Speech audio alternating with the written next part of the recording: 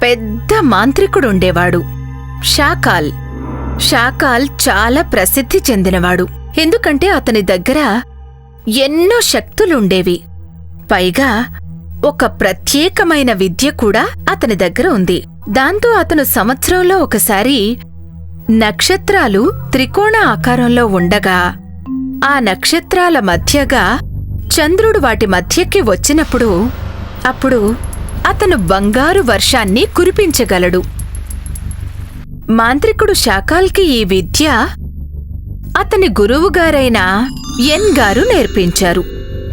మాంత్రికుడు షాకాల్ తన విద్యని చూసుకుని ఎంతో గర్వపడుతూ ఉండేవాడు. అందుకే అతను ఈ విద్యని తన శిష్యులు ఎవ్వరికీ నేర్పించలేదు. ఒకరోజు ఏం జరిగింది అంటే, గురుదేవా, మీ మిత్రుడు రాజా ఇంద్రసేనుల వారి నుంచి ఆహ్వానం వచ్చింది. ఆయన రాజకుమారుడి నామకరణం చెయ్యడానికి మిమ్మల్ని ఆహ్వానించారు. అరే భలే! ఇంద్రసేనుడికి కుమారుడు పుట్టాడు. నేను తప్పకుండా వెళతాను. గురుదేవా, అదే రోజు గ్రామంలో కూడా ఉత్సవం ఉంది. మరి మీరు ఎలా వెళ్ళగలుగుతారు? ఊరిలో ఉత్సవం ప్రతి సంవత్సరం వస్తుంది, కానీ ఇంద్రసేనుడికి ప్రతి సంవత్సరం కుమారుడు పుట్టడు కదా. అయినా వినండి, మీరిద్దరూ గ్రామ ఉత్సవం కోసమే ఇక్కడ ఉండండి. నేను ఒంటరిగానే ఇంద్రసేనుడి దగ్గరికి వెళ్తాను. కానీ గురుదేవా, నేను చెప్పాను కదా, అంతే. ఆ తర్వాత షాకాల్ నిర్ణయం తీసుకున్నట్టు అతను ఒంటరిగానే బయల్దేరాడు. షాకాల్ గ్రామాన్ని దాటేశాడు. ఇప్పుడతను అడవిలో ఉన్నాడు. ఈరోజు అవే ఘడియలు. ఈరోజు నక్షత్రాలు త్రికోణాకారంలో ఒకటవుతాయి. ఈరోజు నేను నా ప్రత్యేక పూజతో బంగారు వర్షం కురిపించగలుగుతాను. ఇది నేను ఎలా మర్చిపోయాను. ఈరోజు నేను మా ఊరిలోనే ఉండి తీరాల్సింది. కానీ ఇప్పుడు నేను బయటికొచ్చేశాను కాబట్టి ఇక్కడే ఎక్కడైనా సురక్షితమైన స్థానం చూసుకొని బంగారు వర్షం కురిపిస్తాను. షాకాల్ తన ప్రయాణాన్ని కొనసాగించాడు. సాయంత్రం అయిపోయింది. ఇకిప్పుడు షాకాల్కి ఒక సురక్షితమైన ప్రదేశం కనిపించింది. షాకాల్ అక్కడే ఉండి బంగారు నాణేల వర్షం కురిపించాలని నిర్ణయించుకున్నాడు. షాకాల్ అగ్నిని ఏర్పాటు చేసుకున్నాడు.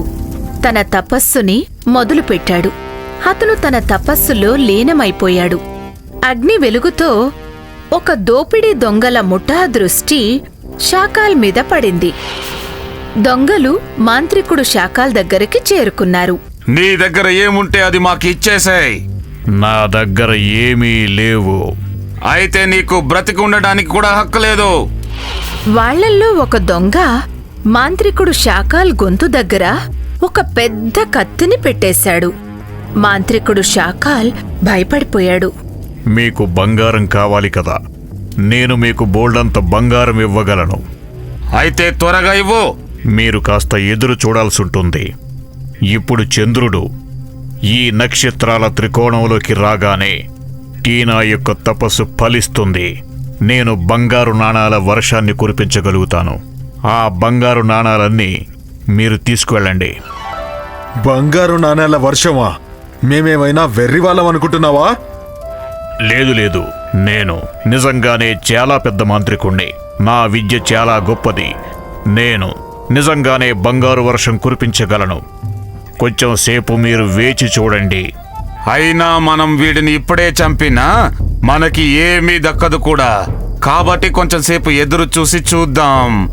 బంగారం దొరక్కపోతే అప్పుడు చంపేద్దాం. దొంగలెందుకు ఒప్పుకున్నారు. అలా వాళ్ళు ఎదురు చూడ్డానికి ఒప్పుకున్నారు. ఆ తర్వాత మాంత్రికుడు షాకాల్ తన తపస్సులో లీనమైపోయాడు. ఎప్పుడైతే చంద్రుడు ఆ త్రికోణ నక్షత్రాల మధ్యలోకి వచ్చాడో షాకాల్ మంత్రాలు చదవడం మొదలుపెట్టాడు.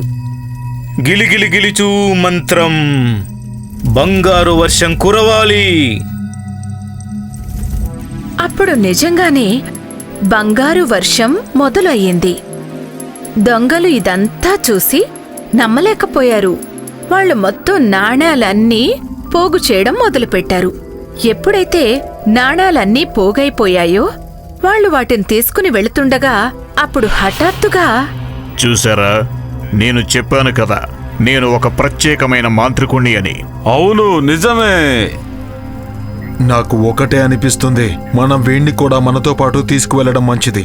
అప్పుడే వీడు మన కోసం ఇంకా బంగారు వర్షాలు కురిపించగలుగుతాడు. లేదు లేదు, నేను మీకు ఎందుకు పనికిరాను. ఎందుకంటే నేను సంవత్సరంలో ఒక్కసారి ఈ మాయ చెయ్యగలను. మరి ఈ సంవత్సరం వర్షం అయితే నువ్వు కురిపించావు. ఆ, అందుకే కదా చెప్తున్నాను, నేను మీకు ఎందుకు పనికిరానని. నువ్వు మాకు ఎందుకు పనికిరానప్పుడు అయితే చావడానికి సిద్ధంగా ఉండు. వద్దు, నన్ను చంపకండి, వద్దు వద్దు. ఆ దొంగలు మాంత్రికుడు చెప్పింది వినలేదు. అతన్ని చంపేశారు. ఊరిలో ఉత్సవం షాకాల్ ప్రతి తన మాయ సంవత్సరం మాటలు చూసి వస్తుంది. అహంకారంతో కానీ ఉండకపోయి ఉంటే ఇంద్రసేనుడికి ప్రతి సంవత్సరం కుమారుడు అతను బ్రతికి పుట్టాడు కదా. ఉండేవాడు. అతనికి భళా భళా అనిపించుకునే అలవాటే అతని ప్రాణం తీసేసింది. అందుకే అంటారు కదా, అహంకారం పెద్ద పెద్ద వాళ్లనే ముంచేస్తుంది అని. హాయ్, నేనే షైనీ. మీరు నన్ను ఇలానే చూడాలనుకుంటే ఈ వీడియోని తప్పకుండా షేర్ చేయండి. ఈ ఛానల్ని కూడా సబ్స్క్రైబ్ చేయటం మర్చిపోకండి.